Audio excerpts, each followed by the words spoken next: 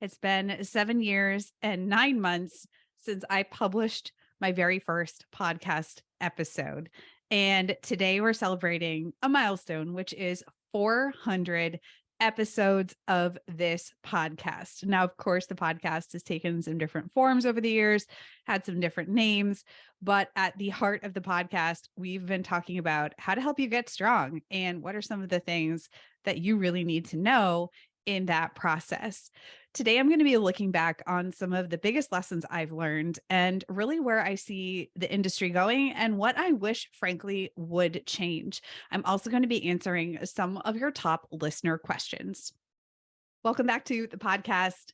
Hello, thanks for joining me today. If you're watching on YouTube, make sure you hit that subscribe button and ring the bell for more notifications. And of course, if you're listening on your favorite podcast app, hit the subscribe button as well. If you're watching, by the way, you probably notice that the setup looks a little bit different. And that's because I'm really trying to make this little space. And you are in my kitchen. To my left is a sink full of dirty dishes because that's just life. And this is kind of a little breakfast nook that we have in the house that we rent. And I'm really just trying to make this my little spot to record. This is actually where I record all of my podcasts, but because we've added video back to the show rotation, now I'm trying to make it look a little bit more aesthetic and nicer, if you will. So I've got some more things coming in. We've got some cool different colored lights that my husband got me. And I have a kind of like a cool little sign that I ordered. And, we're trying to make it look cool. So that's why you're noticing things changing. And today we're really going to be talking on the show about this 400th episode, answering some of your questions and really taking kind of a little bit of a look back, but also a look ahead. What do I hope? What am I working toward being my small part of the change in regarding this industry and what we tell women is possible for their strength and athleticism over the age of 40, and how I wish that this industry would change. And what are some of the things that I think we're doing well and some of the things that I frankly think that we're not doing really well at this point. So stay tuned for all of that as well. Before we dive into some listener questions, of course, if you are really looking for some strategy for your changing physiology, you want to be able to build muscle, add strength, you want to have more energy and perform better both in and out of the gym, you want to be more athletic, build more fitness over the age of 40, and you're sort of not sure how to do that, how to really integrate all of the pieces that it's going to take and do it in a way that makes sense, that you have coaching as well, you have guidance, you have community, you have support, then go ahead and check out Strength Nutrition Unlocked. This is my group coaching program, and we would love to have a chat with you to see if you're a great fit. You can apply for that program over at stephgaudreau.com/apply. All right, the first question, which is kind of a meaty one, is how can we as trainers and coaches start to move the conversation away from calories in, calories out, or just simply weight loss, and really have a conversation with our athletes about proper nutrition and using other markers as a gauge for strength and fitness? How do we start that conversation and culture shift? This is a hard question to answer, and I'm not going to come out and say that I have the answer to this question. But the first thing is that we as coaches, in my opinion, have to be willing to do the education piece and constantly talk about why we're not going to do things in this other way and why we want to talk about doing things in this different way. In other words, for example, I hear a lot of times, women just say, I want to be toned. And yes, I do agree that there is this like meeting people where they're at piece of that, oh, okay, well, what do you mean by that? What does that mean to you? That's a great question to ask. But what I see a lot is coaches and trainers feeling like there's just pressure or they get too much pushback when they start to educate about things like, well, actually, we want to build muscle mass, for example, and we get a lot of pushback, or sometimes people are afraid. And so we end up backing away from that because we feel like it's easier to market our services based on the languaging people are already using. So this is tricky because I don't necessarily think that it's wrong for people to do this. I personally know that I cannot, based on just my values, I will not and cannot go out into the world and say, okay, ladies over 40, like, let's shred and tone. And here's how we're going to do that. And then kind of behind closed doors, we teach what we really mean. I don't believe in that. I believe in talking and teaching about it up front. And that means that on my plate is the responsibility to educate. And that takes time and effort. And a lot of people are not going to understand or maybe even care. And so I think there's pressure on coaches and trainers, especially in the online space, to use the words that people are already using in the culture to try and get clients. And again, that's a tricky situation to be in, because you have to, in order to have a business, you have to have clients. So I'm very understanding and empathetic to that struggle of, wow, if I start talking about strength training and my ideal client is talking about getting long and lean muscles and getting toned and shredding, or using terms like, losing my bra bulge and all of these things, I want to be able to speak the language of my ideal client. But at the same time, how else are we going to shift the narrative? How else are we going to shift the languaging? How else are we going to shift the conversation and the culture? And the reality is, at least again, in my opinion, that we use codified language to sell fitness to women in a way that we do not to men. And I made an Instagram post about this recently, and I've also talked about it at length on this podcast and in different episodes. But we don't say, oh, hey, Joe, what brings you to the gym today? Looking to get toned? We don't say those things. And so what does it come down to? Does it come down to sexism? Does it come down to patriarchy? Does it come down to the unrealistic body and beauty standards that are still so prevalent in our world, and in some ways that are getting worse because of things like filters and Photoshop and all of the things that we know people do to retouch their images and their videos? So this is a very big conversation. And can one person on their own shift the entire culture? I don't know. Does Kim Kardashian have a lot of power to shift culture based on beauty and body standards? I think so. So in this industry, though, in terms of the fitness industry, does one person alone hold all the power? No. And so I think that it's really up to us collectively as coaches and trainers, that if there is a change that we want to see, that we have to be willing to maybe lose some clientele, because we're not going to be advertising with the whole fix this body part kind of languaging and fucking clickbait. Here we go. It's going to get spicy.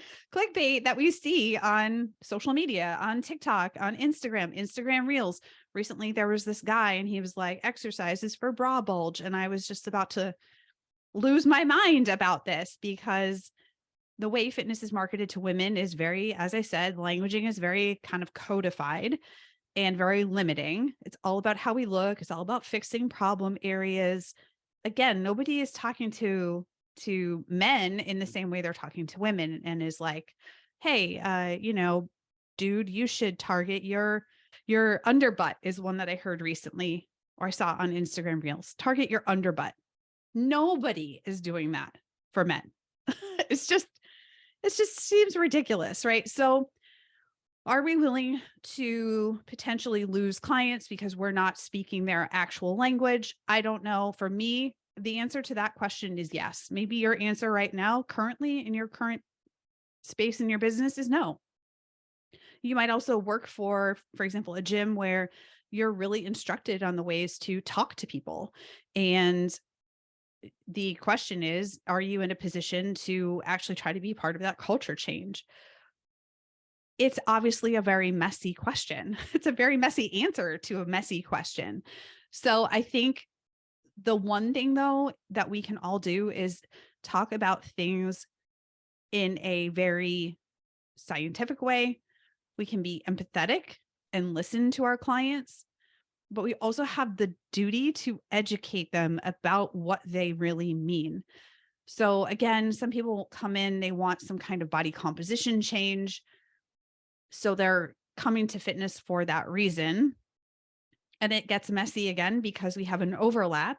For example, we have aesthetic based sports, things like figure competing and physique and bodybuilding, where these two worlds collide, right? And I can't speak from a personal place there. I've never participated in these sports myself. However, having many friends who have and listening to their stories, it becomes very enmeshed, right? Is that we start to associate, or they start to associate, right, fitness as how you look. And so I think one of the things that we can do as coaches and trainers is to continue to hammer home the point that fitness is not a look. People say this all to me all the time. I want to look fit. And I'm like, but fitness is not a specific look. Fitness is how well you can perform a task. How well suited to the task are you? So for example, if I don't run, and until recently, I had not run for a long time, many, many, many years. Recently, in the last couple months, have started running again. But until recently, my running fitness was pretty poor, even though I'm an athletic person and I do call myself an athlete. So are we willing to continue to repeat ourselves over and over and over again and be part of that conversation? Be part of that culture shift, and to just constantly put it out there that if we want to perform, and then by the way, performance doesn't always mean competition, right? They are two separate things, right? We can perform well. Does that always mean competing? To some people it does, to other people it doesn't. But our ability to show up and do well in our training, in our workouts even, we need the right fuel on board. And unfortunately, eat less, move more has been drilled into our brains so much that it's really hard to tease these two things apart. So I think the first thing, well, I've talked about many things here, but I think another thing that coaches and trainers can do is if you are not trained, like really trained in nutrition, maybe it was included as a module in your personal trainer certification, or it was, included in some other kind of training that you had, but you're not really super confident about it. It's not something you're actually, allowed to do based on your certification, is to like counsel people on how to make certain dietary changes, that you stay in your lane and you refer out. It's okay to not know how to do everything. And this is a little bit of a personal bugaboo for me, is that there are a lot of clients that I talk to who come into work with me and they're like, oh yeah, my trainer told me I should be on 1,200 calorie a day diet. And I'm like, no, this is not okay. So if you're not well trained, or it's not something that you're able to even counsel clients on, it's like, be okay with referring out. That's totally fine. But to really kind of know what you are versed in and what you aren't. And even if you're in the nutrition space, doesn't guarantee that you're well versed in things like sports nutrition, performance nutrition, and so on and so forth. So even within this space, we have people that specialize in different areas. So if you're not well specialized, if you're not well educated in those particular things, then it's okay to say, you know what, I'm not sure, but I can refer you out to this other amazing coach or this other person that I know of on Instagram. They have great posts or something of that nature. So be okay with saying, I'm not really sure, but here's maybe who you can go to as the next step. So that was a very messy answer to a very messy question. I think I could probably do an entire podcast episode on just this question alone, but it's going to come down to, being willing to have the conversation, being willing to not know everything and say, I'm not sure. Can I look some of this up and kind of get back to you? Can I get you some more resources on this? And also being willing, if we want to be part of the change, to be more upfront with people and say, this is what I stand for. This is what I teach, or this is what I coach. This is what I do and don't do. And it's for these reasons. And that's that. But I also understand the fear of losing clients or people getting scared because you're not showing up on your Instagram or on your website, or when you're having that initial consultation with them and saying, hey, like, we're just going to get you toned. And if you don't believe that, it's going to come across as very hollow to that client. So find a way to speak about things that really resonate with your values and who you are as a coach, as a trainer, or the business values that you really believe in, and find a way to continue to work toward those values being part of what you do. I know it's hard, and believe you me, I have had moments where I think, gosh, if I just could take everything I've learned about sales and marketing and all of the rest of it, and I wanted to just make it quote unquote easy for myself. I can think of a lot of ways that I could probably make a lot more money by doing things that I don't fully believe in. Advertising my services as based in, quick weight loss, for example. I cannot do that in my core. I cannot do that. So I think there's the flip side to that as well, which is being willing to be okay with not following everyone else and what everybody else does. And it's fucking hard. It really is hard when you feel very alone. And I can think of a few colleagues off the top of my head that I always go to, and we have conversations about this stuff because we feel very similarly about these issues and about these topics. And I just, who you are out there. Or we've had tons of conversations about this of like, oh, how much easier it would be on the other, the grass is always greener on the other side of the fence. But, if we were willing to sell out, if we were willing to make those clickbait videos, or you've seen them on Instagram, would things be a lot easier? Maybe. So I hope whoever asked this question, I hope that gave you some amount of an answer. Although I think I probably left more open-endedness to this question than I did provide an actual real concrete answer. So thanks for asking. Okay. Next question. A woman who has been influential to me in my success. Oh my goodness. Well, I don't know. I think it depends on how we define success, but I can tell you who some really influential women have been to me along the way. The first person I can think of off the top of my head is my coach and on and off coach over the years, and now very dear friend, Allegra Stein. Allegra was a coach of mine at this very pivotal moment in my life when I walked away from my teaching career to pursue working for myself. And I just really appreciated, and still do, her questions and her guidance and the way she really helped me to move into this new phase of my life. So a shout out to Allegra. I think in terms of athletics, there have been so many women I've really looked up to over the years. And I was really trying to think from, sort of lifting weights onward, a few people who were really influential to me in my early years, and they probably don't know this, but the first one is a woman named Nicole DeHart. She is someone who used to be an athlete at CrossFit Invictus here in San Diego, and she's still a coach.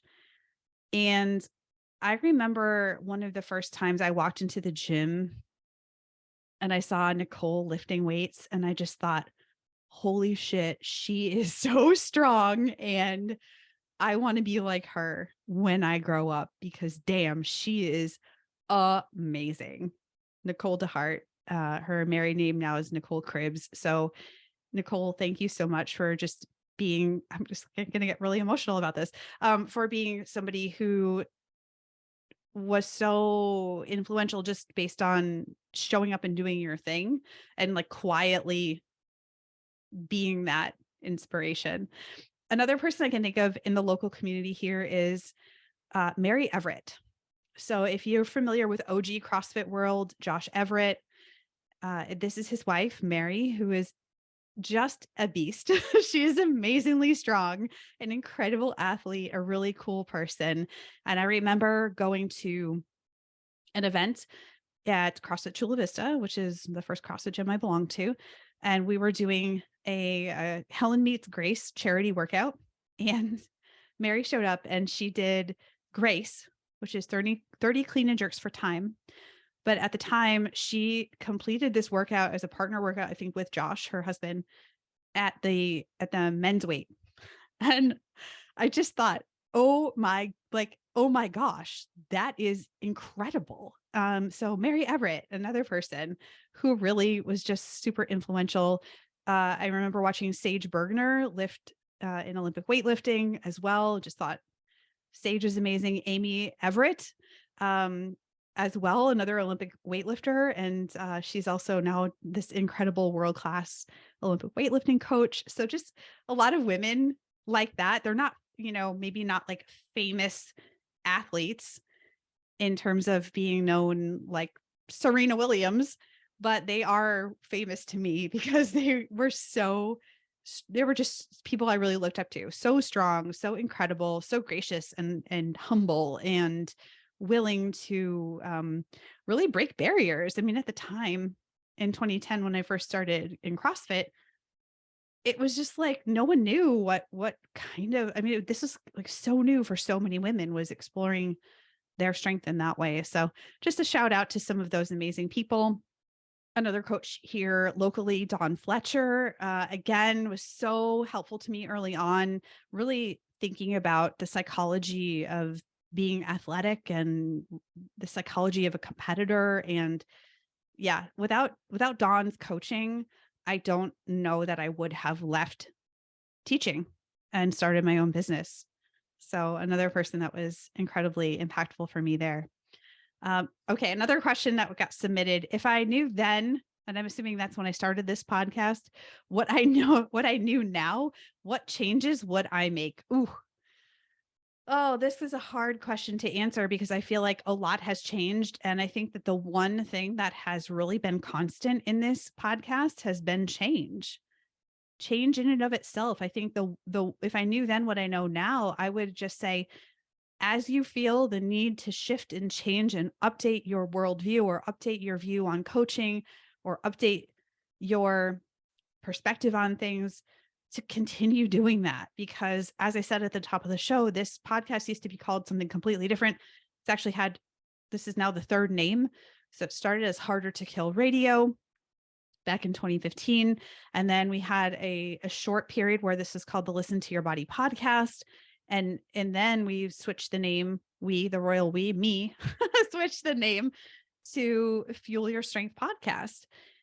And along the way, we've talked about a lot of different topics, had a lot of different guests. And I think that the one thing that I didn't expect back then is that things would continue to evolve and change. And a lot of you have told me, hey, you know what? I've stuck around throughout many of these years, or I stopped listening for a while and then I came back because what you talk about now really resonates with me. So I think if I could give some advice, if you're somebody who's thinking about putting something out into the world, but you're worried that one day you might change your mind, that's okay. It's okay to shift and change and allow your creative pursuits, your art or your podcast or your blog or your vlog or whatever content you're making, is okay to shift and change. And that's probably the one given, is that it will shift and change. And if you're afraid to change, then at least for me personally, I don't feel like I'm living with integrity. If I were to say, you know what, I used to think this and now I think this based on what I've learned, but I'm not going to share that with anyone because I just don't want to look stupid, or I don't want to look like I've made a mistake, or I don't want to look like wishy-washy because I changed my mind. I also don't think that's doing you a great service as the listener, because it's necessary to change. And I talked about this and another answer to this question would be, I think I would just, do what I did at the beginning, which was just to start. If I knew then what I know now, right, I probably would have at the beginning thought that be, it had to be really great right out of the gate. And of course, I was trying to do great work, but I did put a lot of pressure on myself to try to be the best, frankly, and have the best show. And the reality is that I got better at podcasting as time went on because I practiced. So I didn't necessarily wait and put it off in terms of put off starting until I thought I was quote unquote good enough at it. I think I did put a lot of pressure on myself to be the best. And I did get picked up really quickly at the beginning by iTunes in terms of the new and noteworthy list. And I, at one point, was, in the top 10, top 20 of fitness podcasts. And over the years, that's really changed. But the funny part is, I can probably count on one hand how many people who were podcasting back then who are still running a show.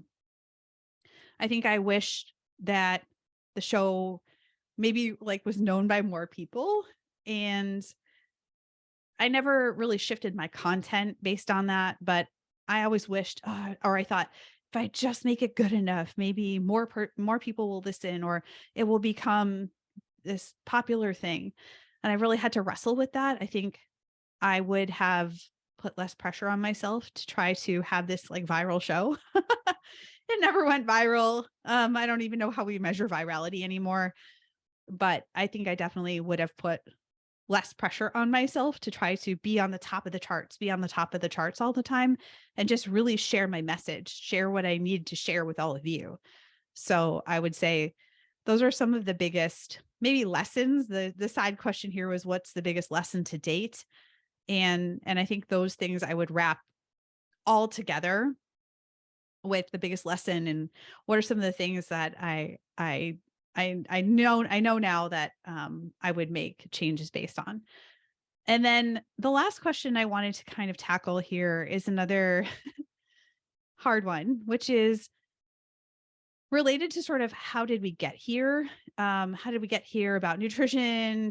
Terrified of gaining size and getting bigger. This is submitted by a listener as well. How did we get here?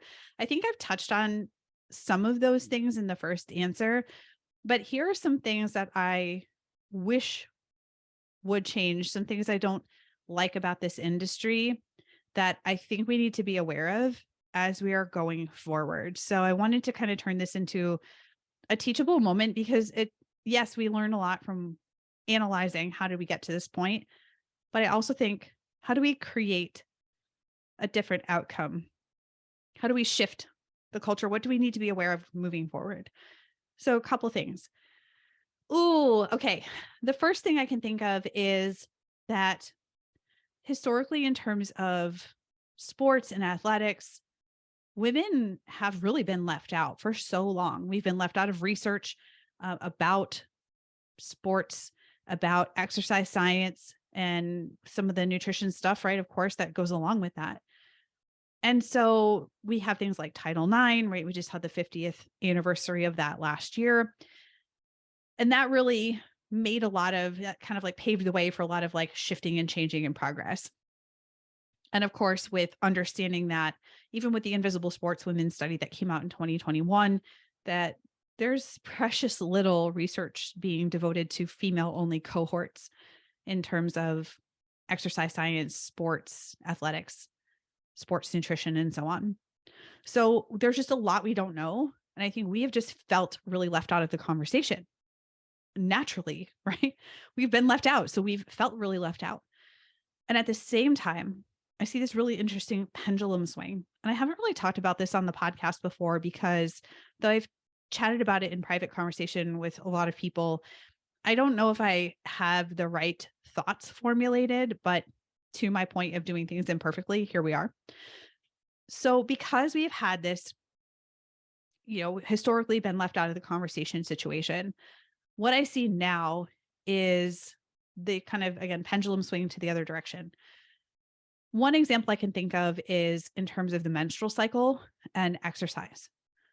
So there are a lot of people on social media who are saying things like, well, here's how we should change our exercise for every single week of the menstrual cycle. And the reality is that the current body of research that we have right now on making generalized exercise recommendations across the menstrual cycle, we don't have the research to be able to make those generalizations. And yet on social media, we see that a lot, right? We see apps that are like, oh, here's how you should change every single thing you're doing every single week. And I think that that feels like progress to a lot of people. Like, hey, we've been left out of the conversation. We know the menstrual cycle affects how we feel, of course. And we've been frankly gaslit a lot and told that it doesn't have any effect. It's all in our heads and we're making it up, right? No one believes us. It's not that big of a deal. And so I can see where that has caused a lot of people to think, well, we really should have it dictated week by week what we exactly should be doing in terms of our nutrition and our training and this and that. And I've recently contributed to an article that's coming out about this on this very topic. And the kind of takeaway is that if you need to make adjustments to your training because you're not feeling it, that's okay. But a lot of the things that we hear people talking about are just not grounded in what the collective body of research that we have at this current time says.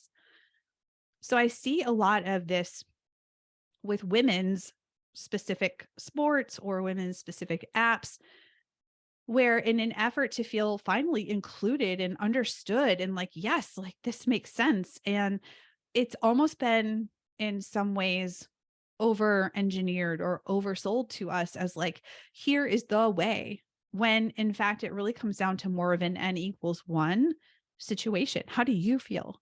Do you need to make adjustments?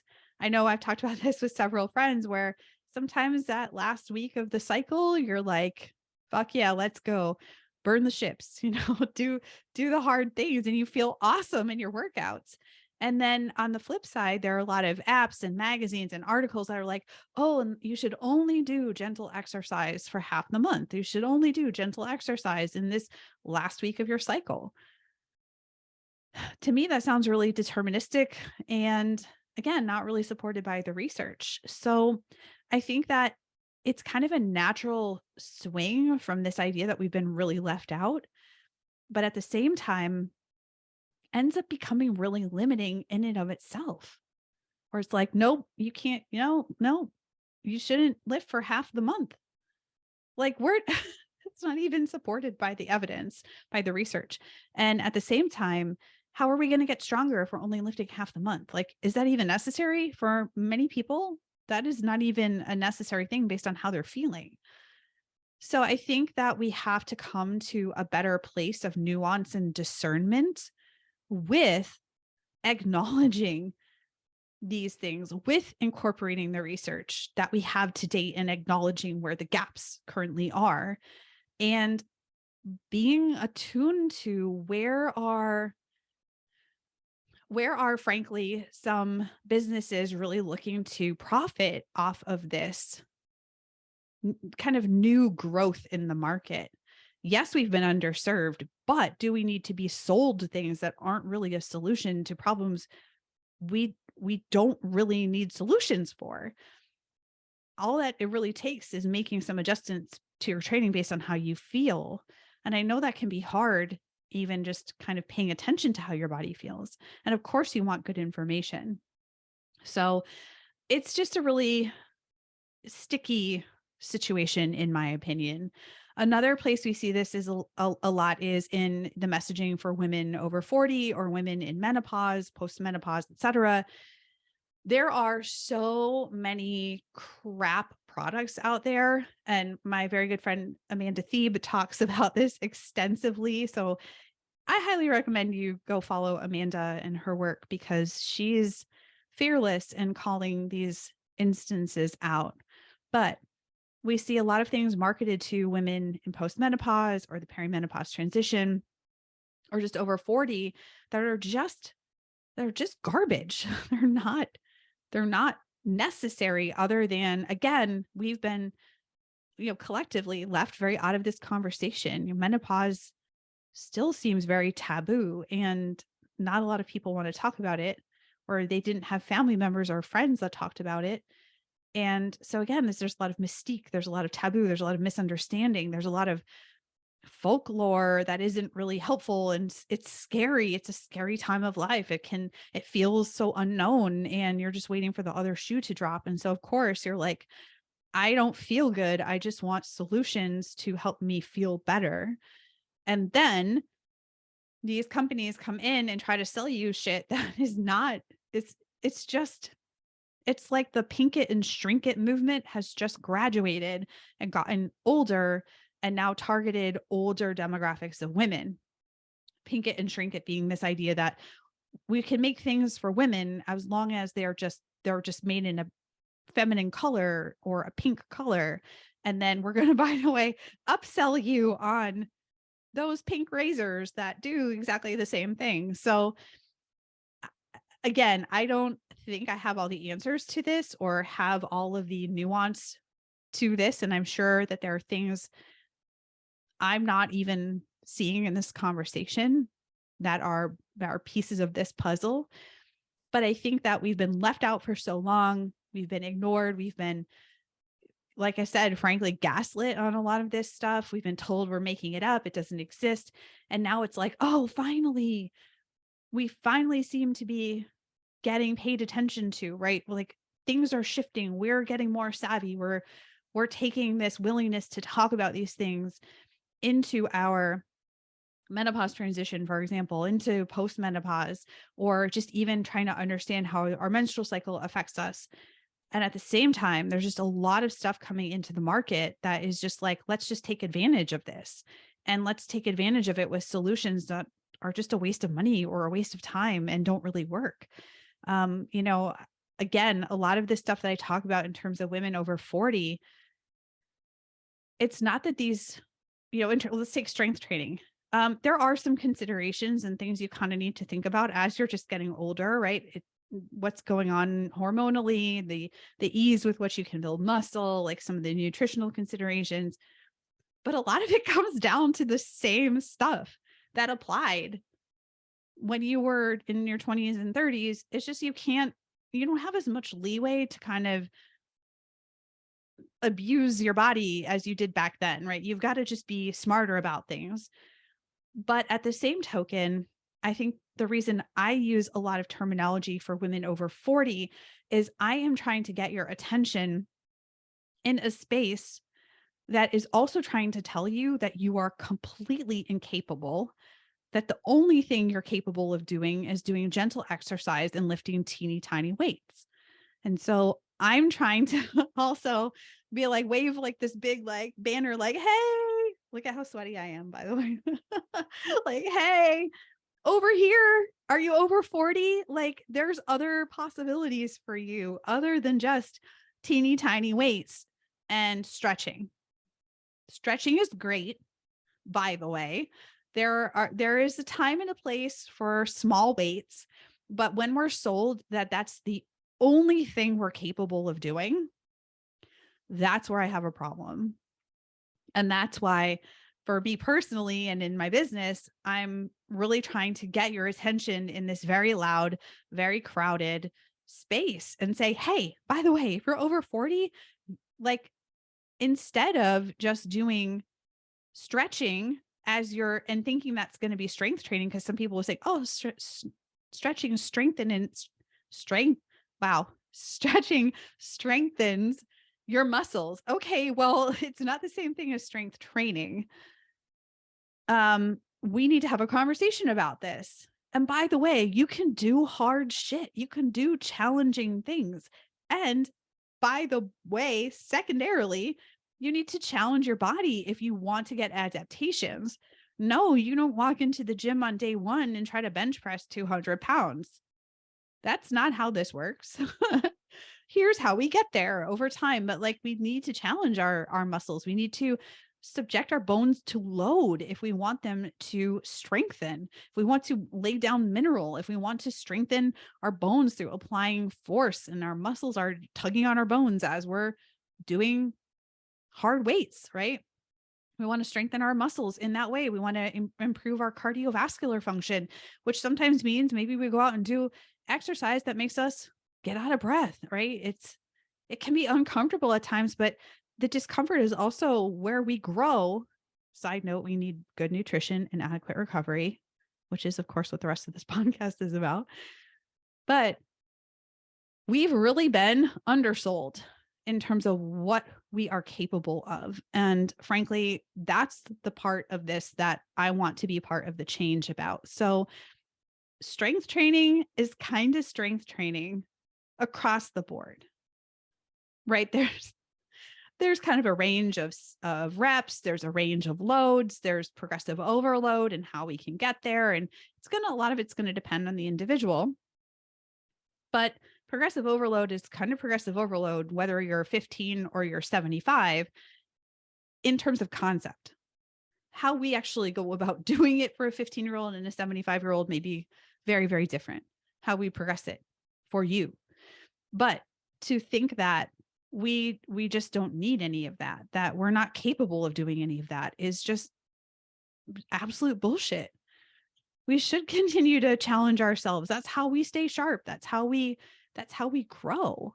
That's how we stay active. It's how we stay more independent, right? There's some things we can't control, but there are a lot of things that we can control. Somebody asked the question, what am I doing to ensure the 64 or 84-year-old me is still a badass? And I think that it comes down to kind of that concept, which is like, continue learning, continue trying new things, continue growing, continue challenging your brain. But for me, I'm looking for ways to keep my body sharp, to keep my brain sharp, to try new things, and to, in some ways, return to some of the things that I've done before. So I mentioned recently I've been running again. And this isn't something I've really talked about on the podcast yet, but for many years, I associated running with trying to get skinny.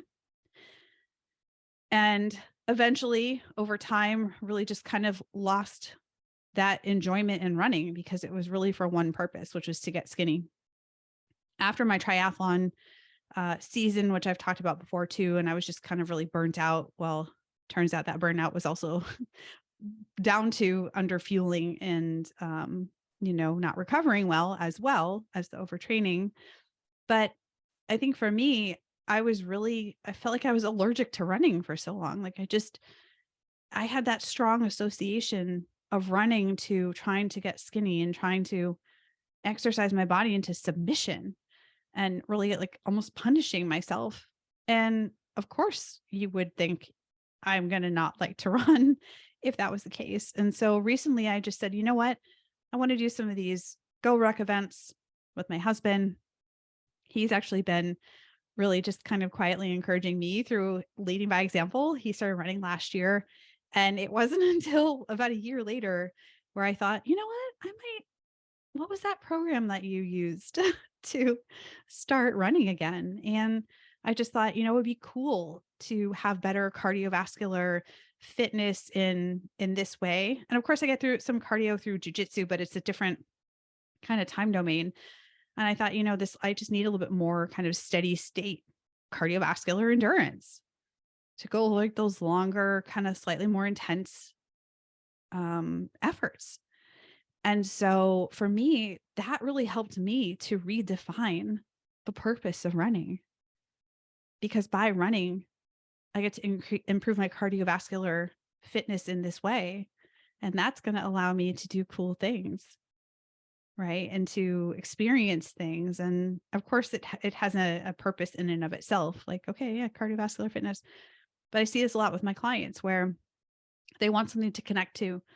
And so I would just encourage you, if you're like, what am I going to do to ensure that I'm a badass, in that way? If that's something that you want, is thinking about, have there been things you've taken off the table? For some of you, it is lifting weights. You're like, I've lifted weights when I was younger, but maybe I got tired of it, or it just, I got injured. And so I think, oh, it's just going to injure me if I start again. Well, think about what it can bring to your life and see how that changes it for you. I don't know. For me, redefining the purpose of running to something that made sense in my life now, that felt really good. And so when I go out and run now, it doesn't feel like I'm going out for this purpose of just trying to make myself skinny or punishing myself because of what I ate, right? And like having to like burn off my food. We can redefine those things. We can create a new relationship between those types of exercise, maybe something we used to do for, I'm going to call it quote unquote, the wrong reasons. So those are some of the things I'm doing to keep, to keep growing, to keep challenging myself as an athletic person, to stay strong, to stay mentally sharp as well, and always learning. I am a lifelong learner, so I don't think I'll ever stop with that. Well, we've been quite a few places on this 400th episode. A lot of imperfect thoughts, but I just wanted to let you know what is going through my mind these days and what are some of the things that I've learned. What are some of the things you can take away from those lessons? What can you learn from this whole experience of this podcast, of listening to these episodes? What can you apply to your life? What can you take forward? How can you be part of the conversation and culture shift around athletes and nutrition and what is fitness? How, who inspires you? Who is inspirational to you? What are some changes you would make if you could start all over? Or what are some of your biggest lessons that you've learned? So I really want you to think about those things for yourself. What is the teachable moment for you? I would love to know your thoughts on this. So definitely hit me up on Instagram DMs, share your thoughts, or here on YouTube, leave a comment in the comments below and let me know your thoughts on these issues. Thanks so much for being with me on this 400th episode. Will we make it another 400 beyond this? Who knows? I'm just going with it for now, but I really appreciate that you're here. Make sure you subscribe to the podcast, both on YouTube and on your favorite podcast app. Leave us a comment here and share this episode out with your friends, your family, people that you care about. Let them know about the Fuel Your Strength podcast. And of course, if you're ready to apply for Strength Nutrition Unlocked, to join our community, to really learn how to put these principles into action and get support and coaching and accountability around your own strength, then go ahead and submit an application over at stephgaudreau.com/apply. All right. Until the next episode, thanks so much for being here. Have a great week and stay strong.